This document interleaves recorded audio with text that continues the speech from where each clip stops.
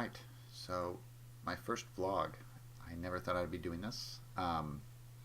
If you asked me a week ago if I'd be doing a vlog, I probably would have said hell no.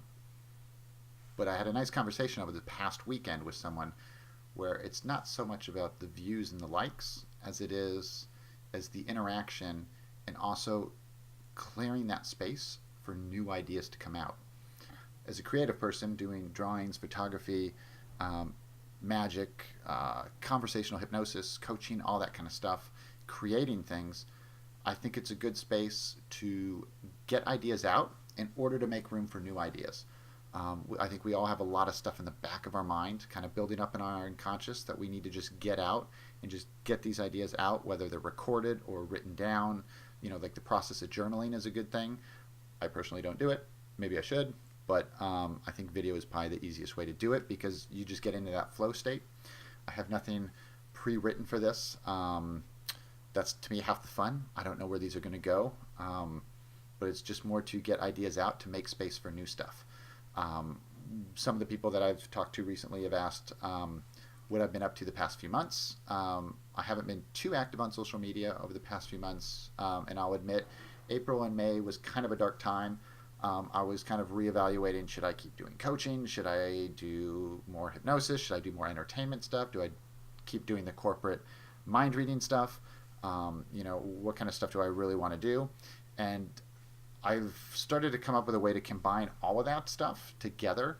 Um, so in that dark period, I listened to this audiobook. Oddly enough, back on that couch. I don't, I don't know how the weather people do it, what direction that goes, but back on that couch, and it was kind of dark, so it sounds creepy. But I was listening to an audiobook. It was called "The Inside Out Revolution" by Neill, and he quotes Sid Banks in it. And one of the things he says is, "We're one thought away from happiness, and we're one thought away from sadness." And that really struck with me. And I listen to this audiobook a couple times a year, but for some reason that totally stood out to me. And over the past few months, I've really kind of elaborated on that to where I believe we're one thought, one insight, and one experience away from a completely different reality. If you think about it, if a doctor tells you you have 3 months to live, the conversations that you have with people afterwards will be totally different. Grudges that you have with people will melt away. You could take in a sunset totally different. You could take in a club sandwich totally different, knowing that you only have a couple months to live. That filter in which you see the world totally changes. And likewise, in a positive way. Um, if you find out that you win the lottery or you're looking for a job promotion and you applied for it and you interviewed and you get an email or a text on your way to work saying that you got it and they're going to announce it that day, that can be a huge thing. And that can shift your thinking and your filter in which you see the world enough to where traffic might not be so bad on the way to work. Especially here in Orange County, LA, it would actually be bearable for you to sit in the traffic. And one little thing, one little insight, one experience can totally change our world.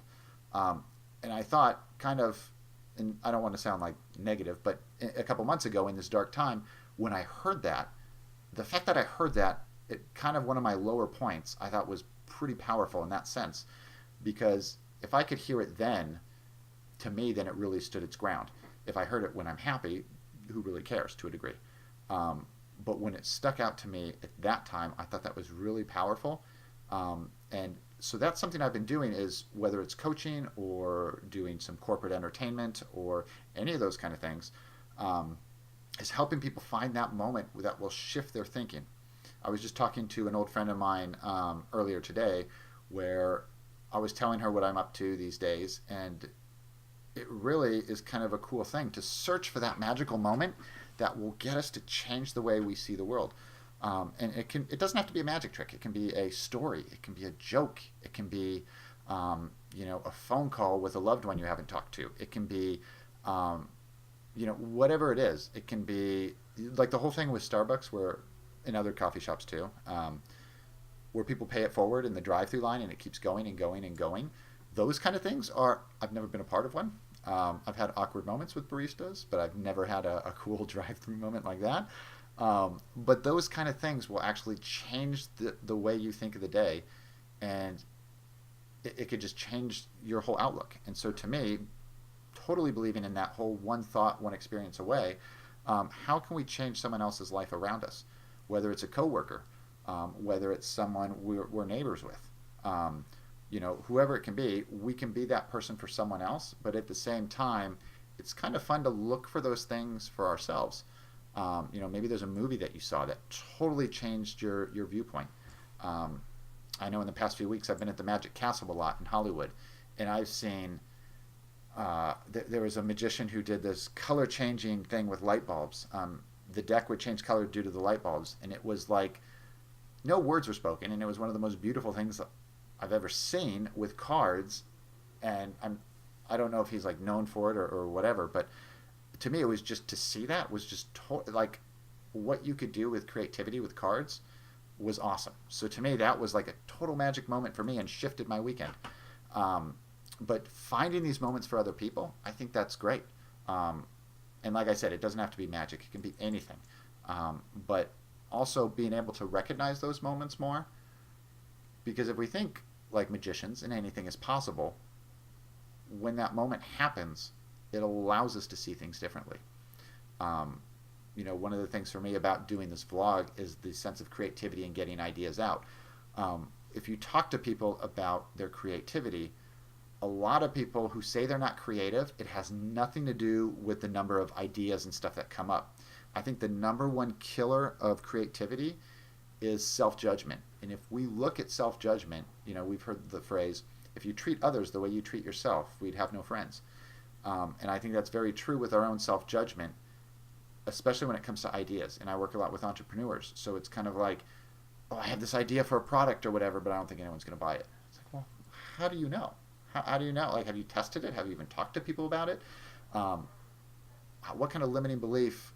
What is like the one thing that changed them into thinking negatively about that, so where you can flip that around to be more of a positive thing?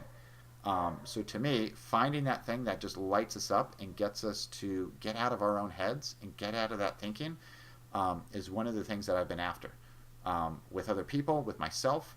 So I want to know what lights you up. What little things have you noticed? Maybe it was a book. Maybe it was a movie that you saw. Music is a big thing that can shift and totally change your motivation, can change your identity, can change all that kind of stuff.